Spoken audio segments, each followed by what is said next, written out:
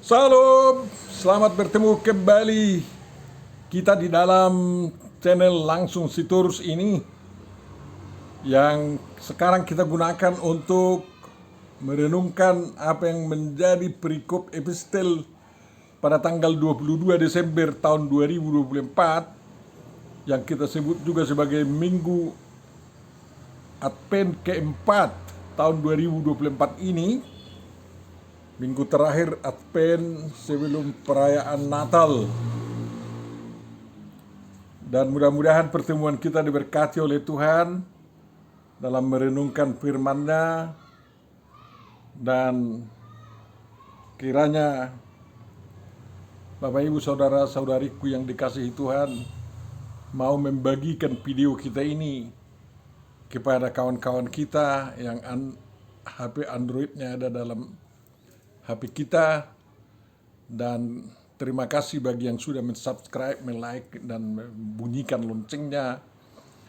Dan saya memohon kesediaan saudara-saudara juga untuk mengajak kawan-kawan kita itu untuk mensubscribe, like, dan membunyikan loncengnya, agar dengan demikian persahabatan kita semakin luas. Dan selain itu saya ajak juga Bapak Ibu saudara-saudaraku yang terkasih, yang dikasihi Tuhan, memberikan komentar-komentar, baik yang pedas, baik yang lembut, baik yang membangun, atau baik kayak mana lah tujuannya memberikan komentar di bawah, di kolom komentar di setiap video kita. Untuk memulai perenungan kita, marilah kita terima berkat penyertaan dari Tuhan kita. Kita baca Galatia 1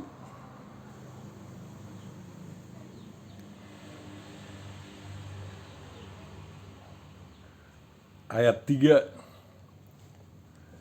Kasih karunia menyertai kamu dan damai sejahtera dari Allah Bapa kita dan dari Tuhan Yesus Kristus, yang telah menyerahkan dirinya karena dosa-dosa kita untuk melepaskan kita dari dunia jahat yang sekarang ini, menurut kehendak Allah dan Bapa kita.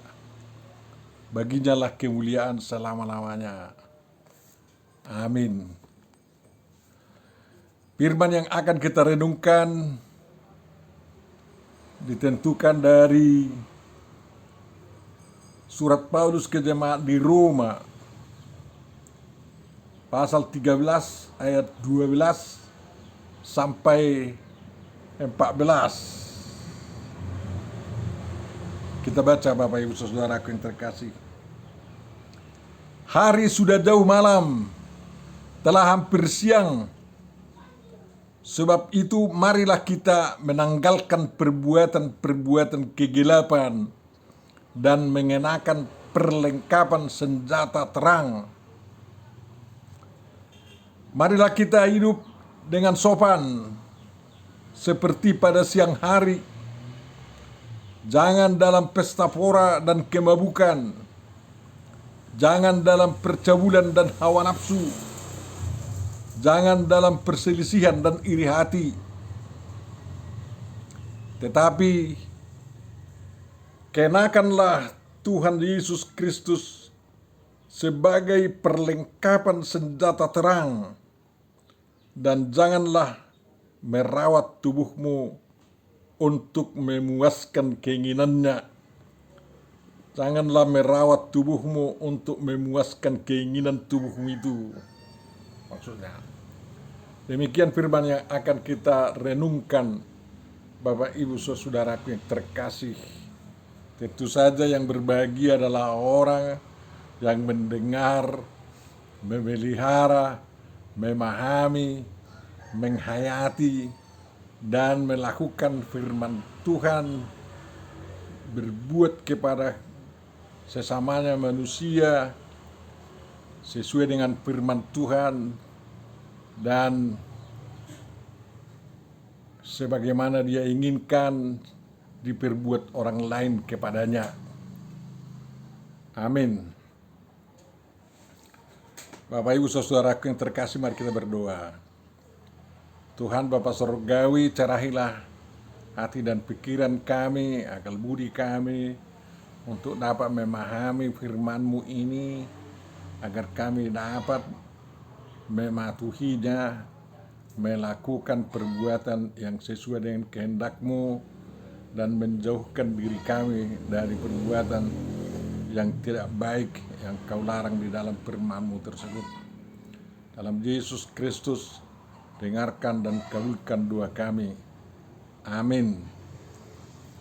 Bapak Ibu saudaraku yang terkasih, sebagaimana lazimnya dalam surat-surat Paulus yang 13 itu, Paulus selalu menstruktur suratnya itu dengan salam, baru menguraikan ajaran-ajaran Kristiani sebagai penjabaran daripada ajaran-ajaran Yesus Kristus yang dia dengar-dengar sewaktu dia masih mengintip-intip Yesus tentang kesalahannya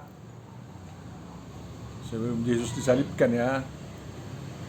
Dan dia termasuk orang yang sangat ganas terhadap Yesus, yang mengajar lebih daripada pengajaran orang-orang Farisi dan ahli Taurat. Tetapi setelah dia bertobat, dia mampu menerangkan di bagian utama setiap suratnya itu ajaran-ajaran Kristiani yang luar biasa, sehingga pengajaran Yesus dapat kita terapkan dalam kehidupan kita. Lalu di bagian akhir suratnya itu selalu dia terangkan bagaimana kita lakukan itu dalam kehidupan sehari-hari. Jadi ajaran Tuhan menjadi perilaku dan menolak perilaku yang tidak baik. Lalu suratnya diakhiri dengan salam kepada kawan-kawannya yang setia dalam pemberitaan Injil. Demikianlah yang kita temukan di dalam surat Roma yang sangat panjang ini. Makanya setelah kisah para rasul ini ditempatkan menjadi yang pertama dari surat-surat itu. Bukan yang pertama dikirimkan oleh Paulus ya, tapi karena terpanjang maka ditempatkan di sana. Bapak Ibu saudaraku yang terkasih, apa yang diajarkan Paulus dalam suratnya di Roma itu sangat-sangat banyak, sangat luas ya. Bagaimana memahami perjanjian lama atau kabar baik dari perjanjian lama itu dalam mempercayai dan mengikut Yesus Kristus ya. Sangat luar biasa ya. Tuhan Yesus sendiri tidak menulis kitab tentang ajarannya, murid-muridnya, dan Paulus yang merupakan rasul yang lahir tidak pada waktunya menjadi orang yang paling rajin menulis surat, dan paling kita kagumi lah itu. Sampai ada orang sekarang ini mengatakan, ya Rasul Paulus lah yang menjadi pendiri gereja Kristen katanya. Padahal mereka tidak tahu bahwa Rasul Paulus itulah murid paling setia ya kepada Tuhan Yesus Kristus dalam kepengikutan, dalam keteladanan, meneladani Yesus, dan juga dalam kesetiaan sampai mati mengikut Yesus Kristus. Jadi kita bersyukur bahwa gereja mula-mula mengumpulkan surat-surat Paulus ini yang sedikitnya 13. Sebenarnya banyak kali suratnya juga, tapi yang 13 itulah yang dipilih oleh umat Kristen atau gereja mula-mula sebagai kanon ukuran iman Kristiani bagi orang Kristen yang mengikut Yesus Kristus. Jadi Yesus mendirikan jemaatnya di atas batu karang itu yakni Petrus, ya, yang kita katakanlah sebagai primus inter pares di dalam 12 rasul, dan rasul ke-13 adalah Paulus yang dipilih Tuhan setelah Tuhan Yesus bertahta di surga dan ditangkap di jalan ke Damaskus, ya. Dari mana Paulus tahu semua ajaran Yesus itu, ya, tidak ada pemberitaan memang dalam Alkitab bahwa Yesus bertemu dengan Paulus atau Paulus bertemu dengan Yesus. Tetapi sebagaimana sering saya katakan, bahwa Paulus itu adalah seorang pemuda yang sangat aktif dan sangat pro organisasi Parisi, karena dia anggota kelompok Parisi dan sangat membela hukum Taurat waktu itu sebelum dia pahami Injil Yesus Kristus. Sehingga secara tersembunyi dia ikut juga menyertai kaum Farisi yang pergi yang menjumpai Yesus untuk berdiskusi melawan Yesus, untuk memata-matai Yesus, kira-kira di mana kesalahan Yesus agar dia bisa dihukum mati.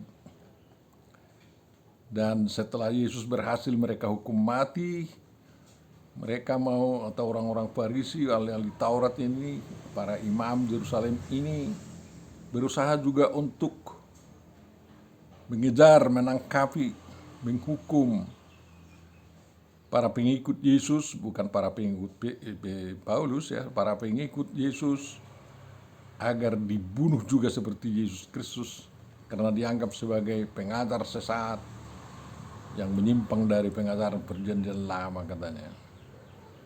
Memang perjanjian lama tidak diikuti lagi sebagaimana orang-orang Yahudi mengikuti hukum-hukum Taurat Musa dengan 613 hukum-hukum syariatnya, dan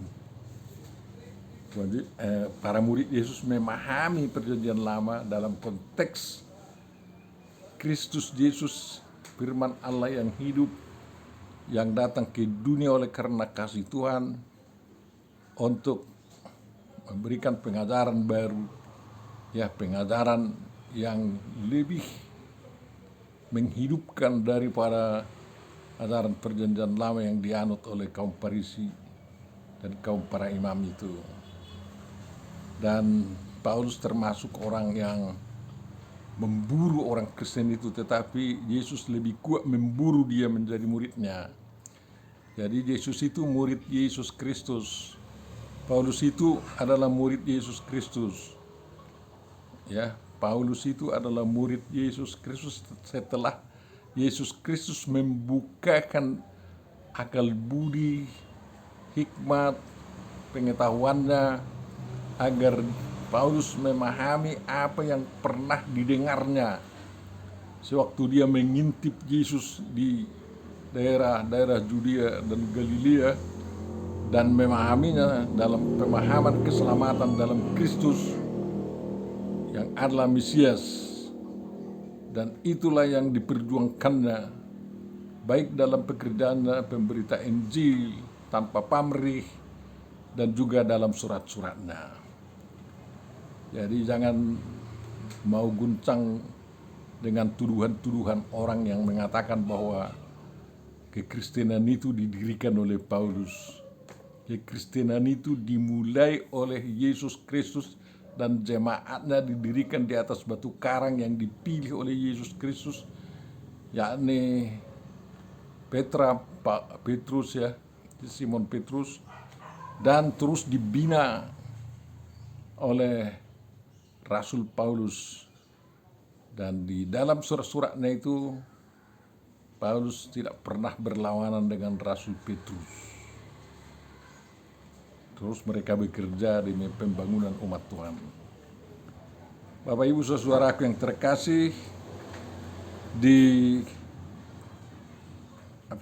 di Roma 13 ini diterangkan kepatuhan kepada pemerintah, dan itu menjadi pedoman kita yang paling kuat dalam mematuhi pemerintah agar kita bisa hidup dalam konteks pemerintahan yang bagaimanapun, agar Kristen bisa hidup di negara komunis, Kristen bisa hidup di dalam kapitalis, Kristen bisa hidup di dalam demokrasi, dalam negara demokrasi, Kristen bisa hidup dalam pemerintahan monarki, ya. Dan memang Kristen hampir sangat susah hidup di dalam negara berdasarkan agama lain, karena terus terang para pengikut agama lain seperti Yahudi, dan tak usah saya sebut nama-namanya, paling memburu orang Kristen untuk berusaha melenyapkannya. Mereka menganggap bahwa ajaran Kristen, ajaran Yesus itu ibarat duri dalam daging terhadap agama mereka. Karena bagaimana sekalipun kalau mereka membaca ajaran Yesus Kristus, merenungkannya, mereka pasti mengubah ajaran-ajaran keagamaannya kepada yang lebih benar. Itulah hebatnya pengaruh daripada ajaran Tuhan Yesus Kristus yang dijabarkan, diberitakan oleh para muridnya, terutama oleh Paulus sendiri dalam surat-surat yang tertulis didokumenkan di dalam Perjanjian Baru. Bapak Ibu Saudaraku yang terkasih, bagian dari Roma 13 itu juga kasih adalah penggenapan atau kegenapan hukum Taurat. Demikian LAI memberikan judul Roma 13 ayat 8 sampai ayat yang ke-14. Memang di sini tidak disinggung tentang kasih terhadap Tuhan, tetapi kasih terhadap sesama manusia. Di sana dikatakan, ya, Paulus menerangkan, ya, barang siapa mengasihi sesama manusia, ia sudah memenuhi hukum Taurat, katanya. Jadi hendaklah kamu saling mengasihi, dan siapa sudah mengasihi sesamanya, dia sudah memenuhi hukum Taurat. Tentu saja hukum Taurat, terutama hukum Taurat ke-5 sampai ke-10, ya. Karena dikatakan berzina, membunuh, ya, adalah dosa yang dilarang, ya. Mencuri juga, mengingini harta atau istri sesama, ya, sudah dilarang, terlarang sendiri apabila orang sudah mengasihi sesamanya, dan mereka tidak akan melakukan perbuatan-perbuatan jahat seperti itu lagi. Jadi biasanya mengasihi sesama manusia itu didasarkan pada mengasihi Allah dengan segenap hati, segenap jiwa, segenap akal budi, dan segenap kekuatan. Atas dasar itulah orang Kristen mengasihi sesama manusia tanpa memandang dari gereja mana, dari agama mana, tanpa mempedulikan ras apa yang manusia itu, dan suku mana, berbudaya mana, semuanya harus dikasihi, ya. Dan kasih itu tidak berbuat jahat terhadap sesama manusia. Kasih adalah kegenapan hukum Taurat, tentu sajalah itu. Makanya hukum Taurat Musa yang sangat tebal itu, kitab Taurat itu, disimpulkan oleh Tuhan Yesus dalam 3 kalimat saja, yakni kasihilah Tuhan Allahmu, seperti saya katakan tadi, dengan segenap itu, dan kasihilah sesamamu manusia seperti dirimu sendiri. Dan yang ketiga adalah perbuatlah kepada orang lain seperti apa yang kau inginkan diperbuat orang lain kepadamu. Itu saya katakan hukum perbuatan. Jadi perbuatan bukan lagi untuk mencari keselamatan, tetapi perbuatan untuk mencari, membangun perbuatan baik di kalangan sesama manusia. Kalau kita berbuat baik kepada orang lain yang bukan seagama dengan kita, atau yang seagama, yang segereja, yang tidak segereja, tidak sedenominasi, berbuat baik juga kepada kita. Jadi Bapak Ibu saudaraku yang terkasih, ya, Paulus demi pemberitaan itu memang sangat banyak menderita, ya, dan dia mau rela menderita karena dia mau meniru Tuhan Yesus yang mau menderita demi penegakkan kasih Allah terhadap dunia ini, yang mengutus anaknya yang tunggal supaya orang yang percaya tidak binasa, melainkan beroleh hidup yang kekal. Dan keselamatan itu sudah berada di tangan orang yang percaya kepada Yesus Kristus, ya. Dan kalau kita sudah menikmati keselamatan, menghayatinya, lalu melakukan buah-buahnya, dan itulah yang diterangkan buah-buah penghayatan, pengamalan, atau pemahaman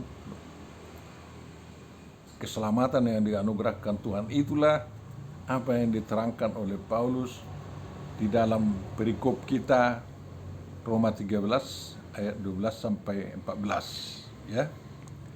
Dan masih banyak lagi nanti penjabarannya sampai akhir daripada surat Paulus ini, pasal 15, pasal 16 khusus sebagai salam, ya.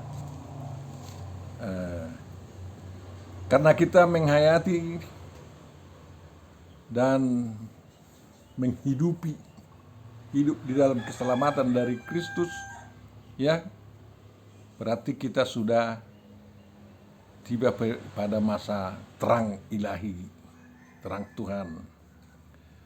Bapak Ibu saudaraku yang terkasih, kita merayakan Natal Yesus Kristus bukan hanya seperti kita merayakan Natal kelahiran kita atau kawan kita, ya, panjang umurnya, sehat tubuhnya, berlimpah berkat Tuhan. Tetapi kita merayakan Natal Yesus Kristus karena di dalam Yesus Kristus ada terang Tuhan.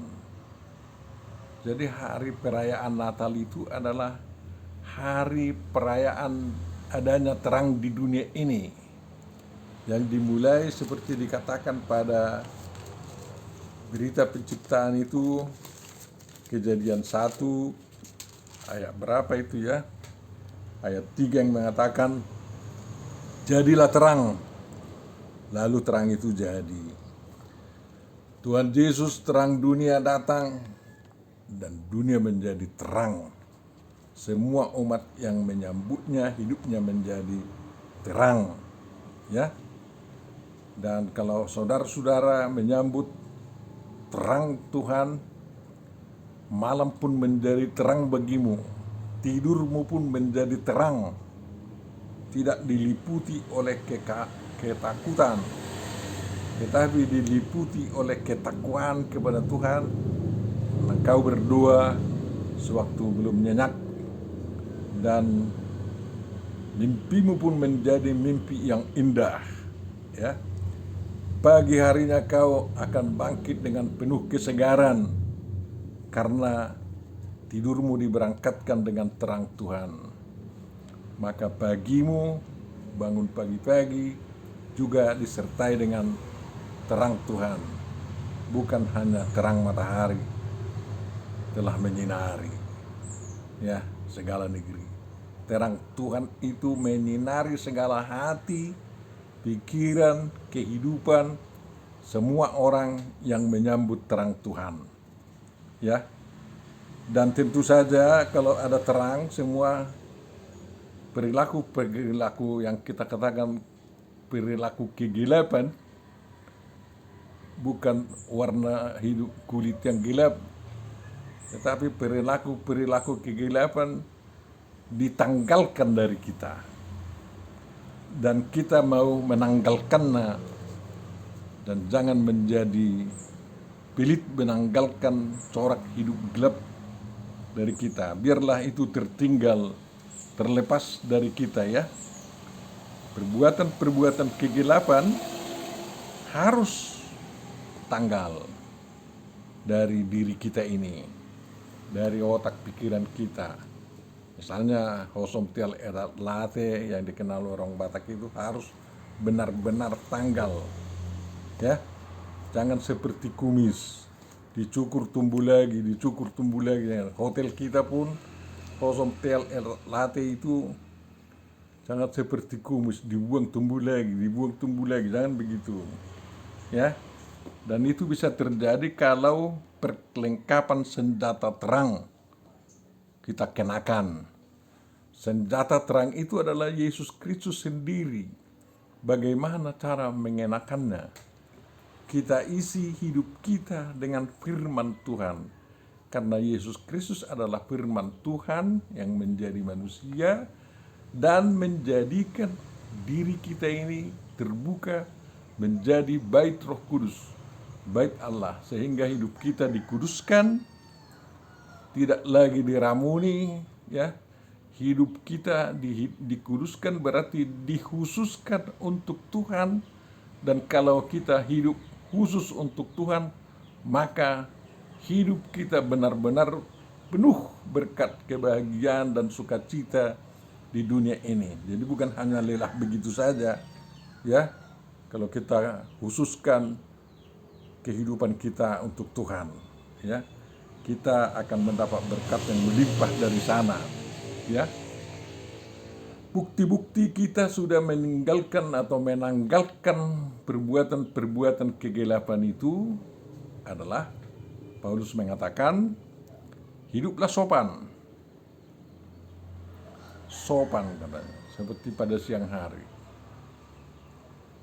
Memang biasanya orang-orang sopan karena dia dilihat oleh orang, ya, pada waktu siang hari, ya. Kalau digelap-gelap dia bisa saja berkata kasar, tak ada yang mendengar. Tapi karena di hadapan orang siang hari ditonton orang, makanya mau tidak mau orang sopan kan, kalau dia memang masih manusia normal, ya. Jadi kesopanan kita itu diatur dalam adat istiadat kita. Tak usah dibuat orang Kristen lagi tata hidup sopan, ya. Karena kesopanan bisa kontekstual. Jadi orang Batak punya kesopanan kontekstual di dalam adat istiadat budaya kehidupannya. Misalnya paling sedikit marsatebi kalau lewat dari hadapan orang, mengucapkan selamat horas kepada orang lain yang kita bertemu, apalagi dengan orang yang kita sangat kenal. Ya, itu budaya orang Batak kan. Dan budaya yang semakin luas adalah orang Batak itu atur nakso diatur, teratur tanpa diatur, uduk nakso dipatuduk, tunduk walaupun tidak ditundukkan. Ya, yang ketiga, ya, hotot nak pemermusuh, kompak walaupun bermusuhan. Yang keempat, sopanan kita, ya. Yang keempat, boy rak mangan, rapak mangan, ya. Boy rapak mangan, jangan berkeliaran makan, jangan merder makan, katanya. Kompaklah, karena makan bersama itu merupakan tanda persaudaraan yang terikat, ya. Di rumah pun begitu, kalau tidak bisa lagi suami istri anak-anak makan bersama di rumahnya, berarti keluarga itu udah mulai renggang-renggang lah, kasih semakin jauh. Dan yang kelima adalah boy rap mangan. Rap mangan artinya semua sahabat, saudara-saudara yang dikasihi itu, semua orang Kristen itu punya mata pencaharian yang cukup untuk hidup sehari-hari dan untuk pendidikan anak-anak dan untuk pembangunan kehidupan umat manusia. Jadi itulah bentuk kesopanan kita menurut konteks orang Batak kita, ya. Tentu saja, ya, jangan berpesta pora, jangan ada yang mabuk-mabuk. Itu apa itu lagi? Jadi kita harapkan, demi kepatuhan kita kepada Tuhan, cinta kasih kita terhadap sesama, para perkudi tuak itu jangan lagi terus memberikan tuak kepada orang yang sudah mabuk. Kalau orang sudah mulai tengking, hentikan dia. Lebih baik minyak makan kasih 1 sendok kepada orang yang sudah mabuk itu agar dia kembali normal, tidak tenggen lagi. Ya, jadi pesta pora itu hura-hura itu. Memang ada orang Batak mengatakan pesta mengelidak kunagok, mengguncang air yang penuh, sehingga banyak pora-poranya, pesta poranya ya, itu tidak sopan. Lebih baik uang yang ada itu dihabiskan untuk membantu orang lain daripada berpesta pora karena orang tua yang sudah uzur, ya, yang sudah mau diburung, digodang-godangi, ditarik, menari-nari di sekitarnya. Ya cukup aja sebenarnya untuk acara orang mati, yang bagaimanapun itu, yang muda, yang tua, yang setengah tua, yang sudah uzur, yang saurma tua, yang sarima tua, ya mati dengan makan bersama sebentar atau minum kopi sebentar, baru memberikan kata penghiburan dari Tuhan, penguatan terhadap yang ditinggal, dan dibawa mayat itu ke gereja, lalu kebaktian di sana, dan dikuburkan dalam nama Tuhan, karena biar ada jaminan bahwa dia masuk surga, kan kayak gitu. Jadi itulah peradaban kita sebenarnya, tetapi kita masih sering jatuh kepada pesta pora yang halus lah, kita katakan itu, sampai semua sawah tergadai harus karena orang tua yang sudah saurma tua itu meninggal 500 juta, 200 juta, 100 juta habis walaupun tidak ada harta kita. Sampai ekor kita gadaikan demi itu. Padahal tidak ada gunanya mengantar orang tua itu ke surga. Hanya kepuasan nafsu sendiri. Bapak Ibu saudaraku yang terkasih, jangan ada pergaulan lagi katanya, hawa nafsu. Tuhan Yesus kan keras mengatakan, kalau kau inginkan dalam hatimu seorang perempuan itu, kau sudah berzina katanya. Keras sekali lah itu memang ya. Tapi yang penting jangan sampai melanggar susila, ya. Bisa bergaul tapi tidak bercabul, ya. Bergaul, orang pemuda itu bisa mertadang, tapi jangan geno, jangan menggerayangi orang di sana, ya. Kau para pemuda-pemudi semakin nampak kejantanan dan kewanitaannya kalau dia sopan, memelihara tata krama pergaulan, kan kayak gitu. Jadi jangan ada pikiran-pikiran cabul ya, atau apalagi perbuatan cabul, kata Paulus. Itulah sebagai tanda bahwa kita hidup dalam terang Kristus yang lahir di Betlehem itu, ya. Hawa nafsu juga harus dapat dikendalikan walaupun itu berkat Tuhan ya. Nafsu kita itu karena kita punya nefes yang dihembuskan Tuhan. Jangan salahkan Tuhan. Kalau kau melampiaskan hawa nafsumu seperti membunuh orang, menghina orang, jangan kau bilang, kaulah Tuhan yang memberikan nafsu sama saya, makanya itu keluar begitu-begitu. Jangan begitu. Kau diberi nafsu agar kau dapat mengendalikan diri, itu aja. Agar kau normal, ya. Yang terutama lagi adalah jangan ada perselisihan dan iri hati, ya. Perselisihan adalah awal dari kehancuran jemaat. Iri hati itu bagian daripada tel elak late kosong lah itu. Buang itu semua. Untuk apa iri hati? Tuhan itu cemburu memang, tapi tidak iri hati.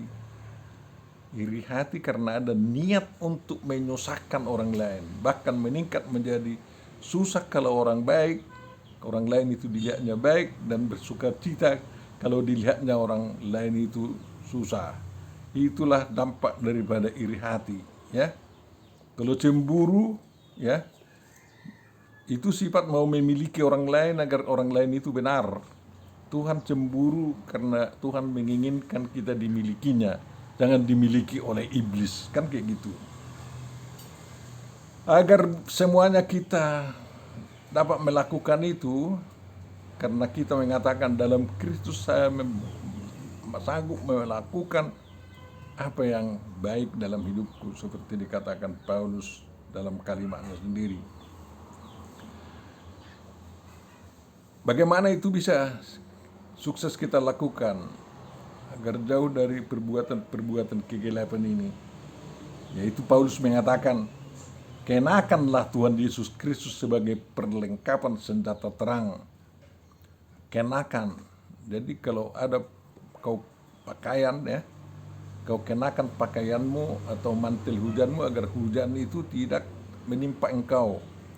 Kau kenakan pakaianmu agar auramu tidak muncul, tidak nampak, dan kau tidak ditertawakan orang. Karena kita sudah modern. Jadi pakaian itu sopan seperti kita mengenakan Tuhan Yesus sebagai pakaian tubuh kita.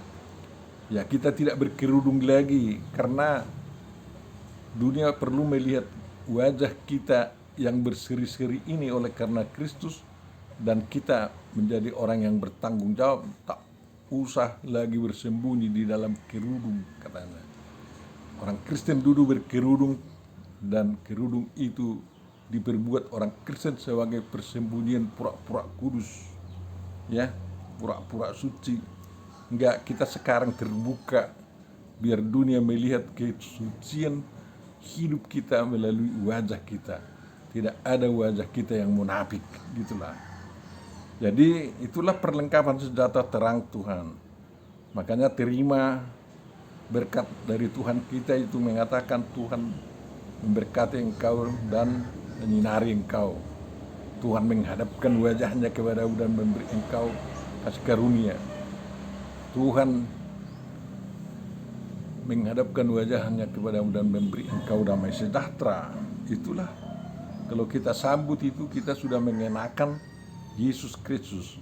Memang itu adalah putung berkat dari Musa, perjanjian lama kan. Sehingga kita tangkap di dalam Yesus Kristus. Ya, kita perlu sehat dan kita harus rawat tubuh kita secara jasmani dan rohani. Di dalam tubuh kita itu ada keinginan, itu berkat Tuhan. Tetapi jangan kita rawat tubuh kita hanya untuk melampiaskan keinginan tubuh kita itu. Salah itu. Jadi harus ada keseimbangan, keinginan tubuh dan keinginan roh harus seimbang. Keinginan jasmani dan keinginan rohani harus seimbang. Sehingga kita berjalan di dua rel yang tangguh, dan lokomotif yang kita pikul bisa berjalan kecepatan 500 km per jam misalnya. Makanya kita harus rawat tubuh dan rohani kita. Tidak boleh timpang. Itu ibarat dua rel kereta api yang memikul lokomotif dan gerbong-gerbong kereta api dengan baik. Jadi kita sediakanlah itu semua menjadi penampungan berkat Tuhan. Jangan pelampiasan nafsu diri kita. Tuhan memberkati kita, saudara-saudaraku yang terkasih. Kiranya semua itu kita lakukan oleh karena sukacita kita dan mereka menyambut terang Kristus yang dibawa oleh Yesus Kristus yang lahir di Bethlehem. Amin. Mari kita berdoa. Bapa Surgawi, terima kasih atas renungan yang sampai kepada kami, dan kiranya kuasa Roh Kudus-Mu mendorong kami untuk semakin memperkaya diri kami dan meneguhkan iman kami setia mengikut Engkau. Terima kasih Bapa atas penyertaan-Mu bagi seluruh umat Kristen di Indonesia, bagi bangsa kami semuanya. Kiranya damai sejahtera-Mu yang dapat dinikmati oleh seluruh bangsa Indonesia kami tanpa kecuali. Engkaulah yang menghentikan orang-orang yang berusaha mengganggu umat-umat-Mu, orang Kristiani yang beribadah dengan baik untuk-Mu. Kami sangat-sangat menyesali ya Tuhan, masih ada orang-orang yang membenci umat-Mu di Indonesia yang Pancasila ini. Kiranya itu semua dapat Engkau redakan dengan kasih damai yang daripada-Mu. Sempurnakan doa kami Tuhan di dalam Yesus Kristus Tuhan kami. Amin.